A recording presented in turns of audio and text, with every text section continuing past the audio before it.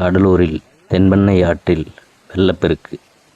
மேட்டூர் டேமில் திறந்துவிடப்பட்ட தண்ணீரால் அதிகளவு பாதிப்பு கடலூர் மாவட்டத்துக்கு வந்துள்ளது. அதுவும் தென்பெண்ணை ஆற்றில் வரும் ஆல்பேட்டை, சின்னக்கங்கனாங்குப்பம், கன்னியக்கோவில், சோரியாங்குப்பம் மற்றும் பாகூர் பகுதிகளில் மிகுந்த பாதிப்பு ஏற்பட்டுள்ளது. அதிகளவு தண்ணீர் வந்ததால் இந்த பாதிப்பு ஏற்பட்டது.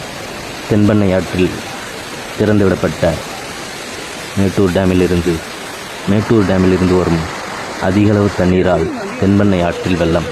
மக்கள் அவதி. கடலூர் மக்கள் சோகம்.